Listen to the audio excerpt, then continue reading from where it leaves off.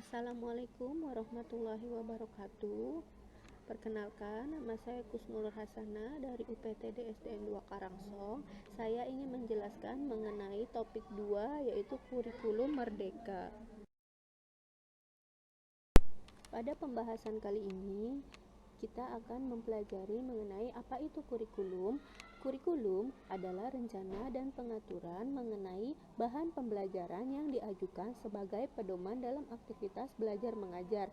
Kurikulum merdeka adalah kurikulum dengan pembelajaran intrakurikuler yang beragam di mana konten akan lebih optimal agar peserta didik memiliki cukup waktu untuk mendalami konsep dan menguatkan kompetensi. Mengapa kurikulum perlu diubah? Kurikulum yang baik adalah kurikulum yang sesuai dengan zamannya. Kurikulum bersifat dinamis dan diadaptasi sesuai konteks dan karakteristik murid demi membangun kompetensi sesuai kebutuhan mereka kini dan di masa depan.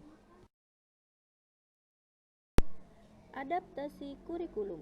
Kurikulum merdeka yang ditetapkan oleh pemerintah pusat dapat diadaptasi oleh satuan pendidikan karena satuan pendidikan memahami betul bagaimana kondisi ekosistem di mana murid berada dan zaman bagaimana murid dididik agar kurikulum yang digunakan relevan dengan kebutuhan murid dan terwujudnya pembelajaran yang bermakna. Pada modul kedua, kita akan membahas mengenai prinsip umum pembelajaran. 5 prinsip pengembangan kurikulum operasional satuan pendidikan, yaitu berpusat pada murid, kontekstual, melibatkan berbagai pemangku kepentingan, esensial, dan akuntabel. 5 prinsip pembelajaran paradigma baru. Yang pertama, mempertimbangkan kebutuhan capaian belajar murid. Yang kedua, membangun kapasitas belajar murid menjadi pembelajar yang sepanjang hayat. Yang ketiga, mendukung perkembangan kognitif dan karakter murid.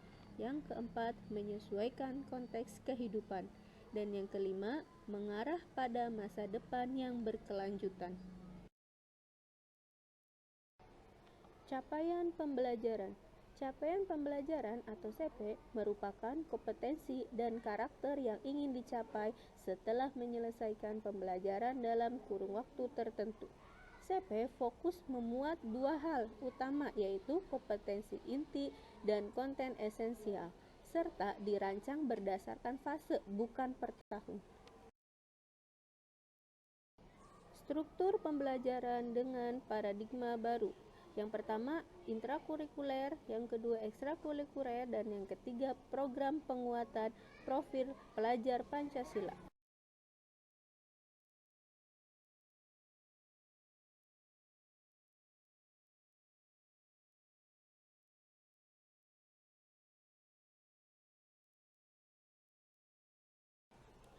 Terima kasih. Wassalamualaikum warahmatullahi wabarakatuh.